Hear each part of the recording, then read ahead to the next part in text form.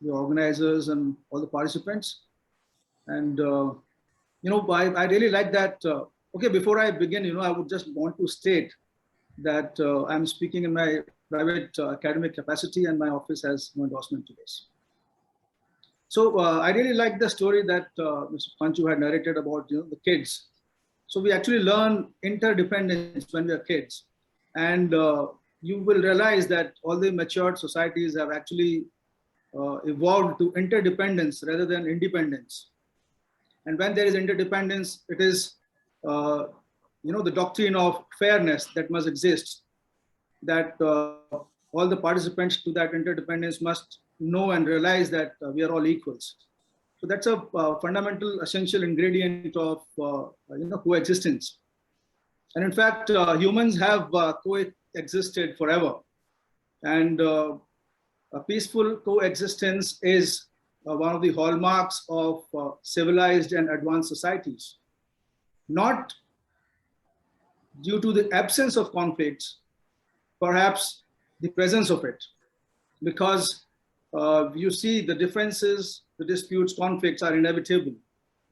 So they must not be avoided. In fact, I believe that a human interaction is a living organism, and the conflicts and the disputes are actually an evidence of it. So therefore, we realize that on our everyday walk of life, that negotiation is actually critical to human existence.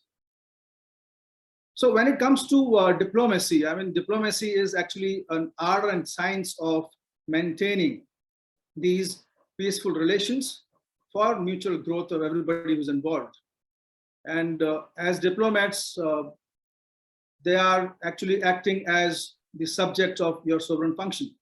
So it's very difficult for diplomats to act independent or privates, because they are certainly limited in their interactions and negotiations with armed groups, militant groups, for two reasons. One is that if you interact in your sovereign function with these groups, it kind of gives a legitimacy, a kind of acceptance to them. And second is, of course, you are bound by the official caution and the limits of bureaucracy. You're always acting within the four boundaries of your sovereign function. So it's not easy for diplomats to engage with all parties at will. You are actually ambassadors of your foreign policy. So there, you can't say that diplomats are neutrals. But the point I would like to make is that the diplomats are actually engaging in the function of negotiation on a daily basis. Whether we are negotiating the bilateral investment treaties, whether we are negotiating the free trade agreements, or it's POCs, or it is SEPAs and SEPTAs. So the four pillars of diplomacy being the political, the commerce, defense, and culture. So you can imagine when these negotiations are happening on a daily basis, it can actually have severe impact on the economy and culture of a country. So having learned the essential ingredients of mediation, I think there are a lot of skills that can be learned from how the negotiation, the mediation is conducted, that can be absorbed in the daily functioning of diplomats. There are certain skills which can be imbibed in our daily, day-to-day functioning of diplomats all around the world. In fact, mediation has kind of evolved as a preferred method of resolving interstate disputes. Also, ICSID has its own procedures for conduct of interstate dispute settlement.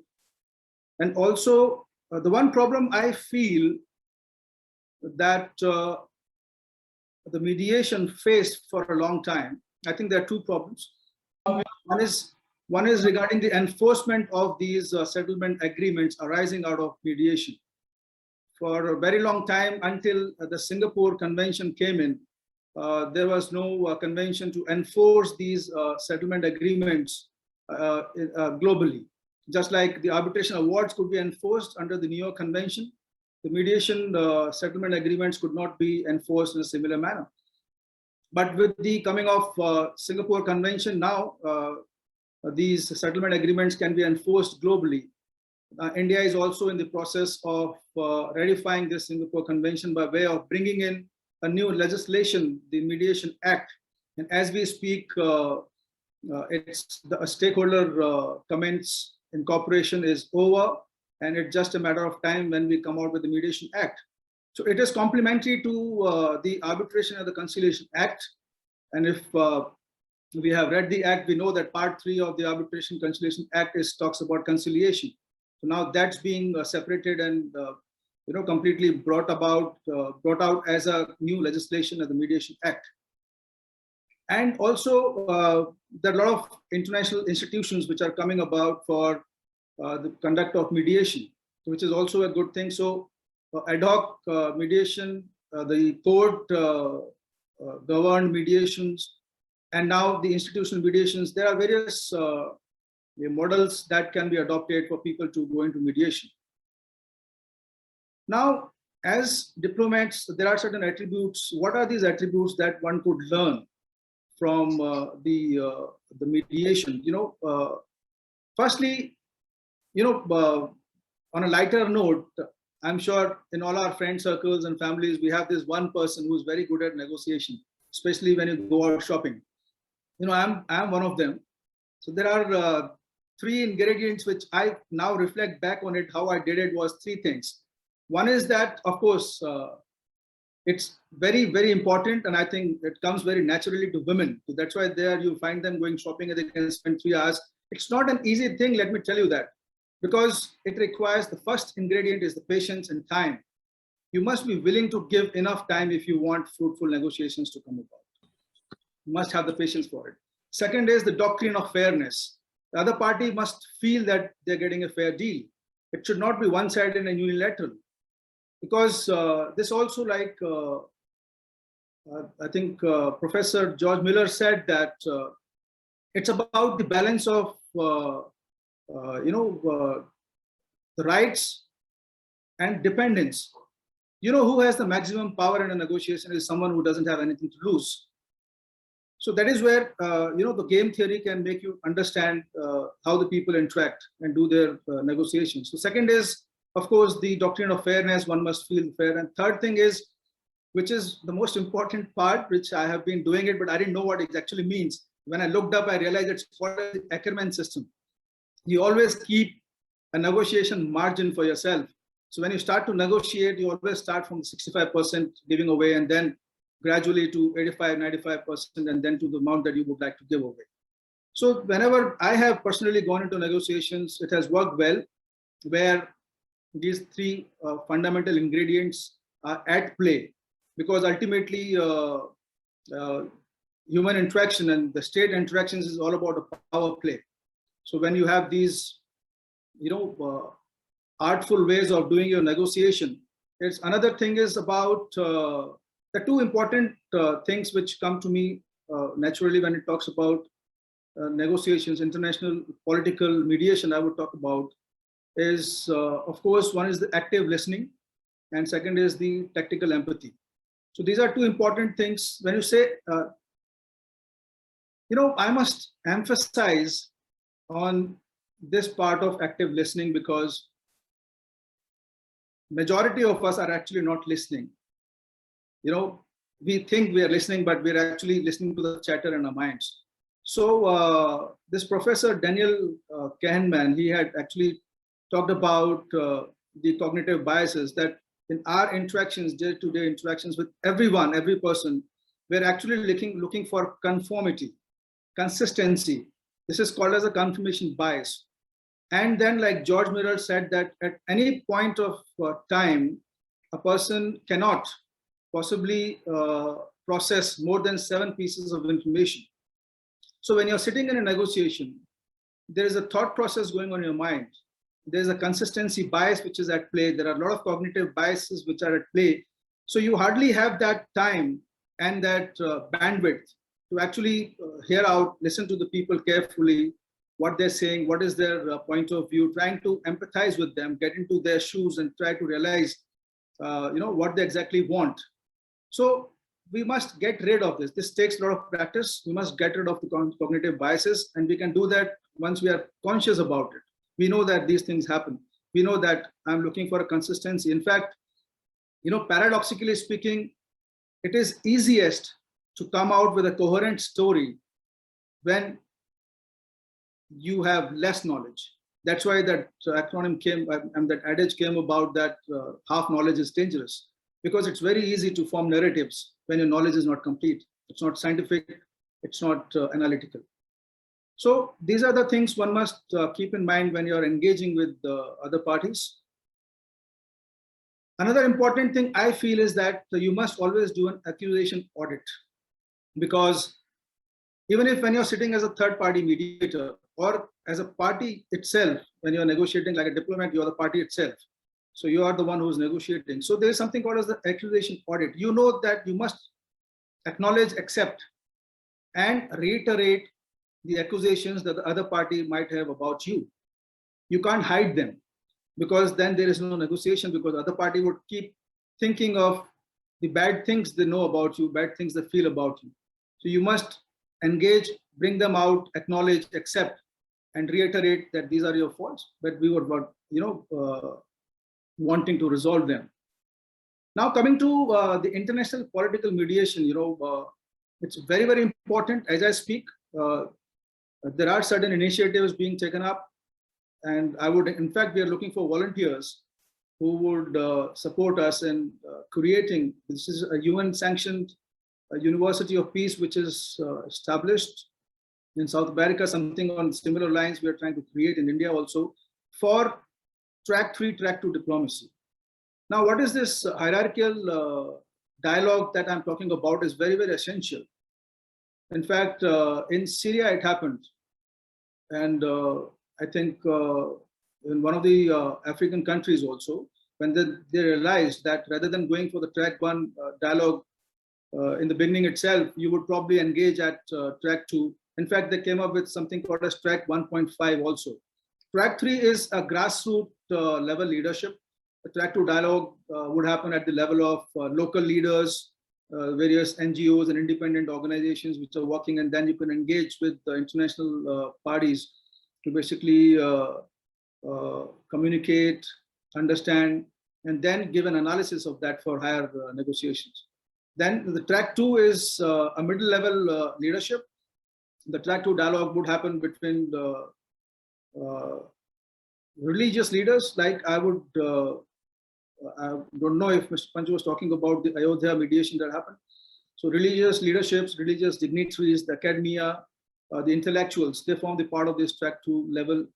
And then we have track 1.5 dialogue, which comes at national dialogues. We have internationally, in fact, the MEA has 3 international dialogues every year on an annual basis. So these will engage the top leadership, but in an informal manner. Before going to the formal engagement of governments and top leaders, it is advisable that you create these 1.5 track dialogues where you engage at the top leadership, of course, but in an informal manner where you can actually bring out the shortcomings, the ideas, you can brainstorm, and then when you go for the track 1 diplomacy, which is the ultimate and the last resort, so you are well prepared, all parties are well prepared to basically engage. So it is very important that we create this ecosystem also in India where we are engaging with for these kind of, to resolve these kind of disputes at these levels. I think there's a requirement for this awareness to come about, and I'm sure it's a work in progress. And with leaders like Mr. Panchu, I think there's a lot of awareness that can be created, and we can actually create an ecosystem like that. So now, having spoken about that, there are certain essential state-state disputes that have taken place, which are landmark, which speak about the international political mediation. Starting from the Oslo Accords, we know that Mr. Bill Clinton was the president of the United States who brokered this mediation between Israel and the PLO, the PLO Palestine, and then came up with the Oslo Accords. So they came to be known as the Accords of Peace. So that's where we understand these are the fundamental principle, state mediation platforms that have evolved over time. We speak about the Lebanon conflict. which went on for a very long time. And of course, this was also Mr. Kofi Annan, who was then the Secretary General, who was brokered this peace agreement. And it took a great amount of time. Also in the Syria, that conflict still continued to happen, but there was a lot of mediation attempts that were done. Sometimes the parties prefer not to go in for a UN brokered peace agreement or for a multilateral organization brokered peace deal. Rather, they would want that peace to emerge from within their parties, from the discussion, and somebody who can be trusted. So in fact, if you talk about the Lebanese conflict that we know about, the Taif agreement. Taif is a city in the Kingdom of Saudi Arabia where these mediation proceedings happened. Saudi Arabia actually refused to bring in the UN brokered peace, and then they appointed an Algerian diplomat as the mediator, who then went ahead, negotiated for 5 years. That they came up with the Taif agreement. They actually, and most of the time when these state mediations conclude in state disputes, they actually go about reforming the complete constitution. So the same thing happened as a result of the Taif agreement in Lebanon. They also came up with a new constitution, and after 3 years from there, the renewed elections with the power sharing agreement new elections were held. Although there are parties who still continue to stay there, but that was one of the best mediation agreements that came about. Now we know the recent conflicts that's going on in Yemen. That's a typical example. Again, in fact, Martin Griffiths is an American diplomat. It's a British diplomat who is from Northern Ireland. He was appointed as the UN Special Envoy to Yemen, but he was not accepted. The Houthis, which are controlling the north part of the Yemen, actually refused to meet him. I mean, informally, I'm saying this. But then UN had no choice, but they had to appoint another US Special Envoy, and that was Hans Granberg, who was actually an EU diplomat, who was an ambassador of EU in Yemen, and the parties trusted him so much that they actually agreed to have him as a mediator and to conduct the mediation. And then the Arab, it's also most of the mediations, state mediations have happened in the Middle East and the African countries. And in the Middle East, we know of the conflicts that are going on, especially with the Yemen, and countries like Oman, who is a neutral, parties in these GCC countries, is playing as an important role in mediating these conflicts, and they have a fair amount of success they have achieved so far. So talking about these state disputes, it's very important that the mediators, the diplomats who are the preferred choices of mediators, do learn these, essential ingredients of negotiating, of mediating, and then the three essential pillars on which this mediation process stands is: one is, the consent of the parties. Of course, the parties have to be willing to not only go into a mediation, but also willing to accept the outcome of it. Second is impartiality. Any person who's trying to negotiate or who's trying to mediate must not be seen as a partial person at any cost. This is fundamental. The impartiality is an essential ingredient. And third thing is, of course, the independence.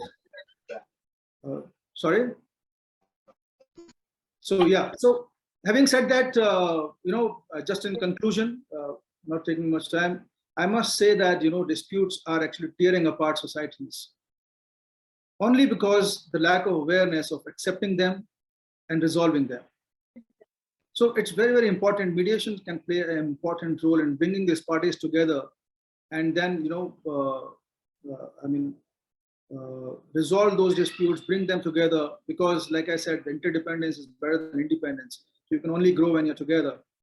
But in my concluding remarks, I must say that there are some forces which are at play to discredit ADR as such, that is the alternate dispute resolution, for justifiable reasons, people with established legal practice in litigation would not really be forthcoming to promote ADR. And as I'd say, the full form of ADR is, aggravated decline in revenues. So if we have to really make them grow, I think we must decentralize the powers of ADR. We must, make it more democratic in nature. And I think the technology is the only recourse of the liberal, The technology must play a very, very important role. In fact, just to mention, like the DAOs, that is decentralized autonomous organizations, many countries are now just doing away with their, the constitutional mechanisms. The complete systems are actually going on blockchain-based governance, where you don't have the influence of people, because when there are people-to-people interaction, there are bound to be disputes. So having said that, I think it is very, very important that as diplomats, we must learn the attributes of mediation, because on a daily basis, you're doing a lot of negotiations and mediations, and it can have grave impact on the economy and culture of any country. So mediation and diplomacy must go hand in hand, and there is much to learn, much to achieve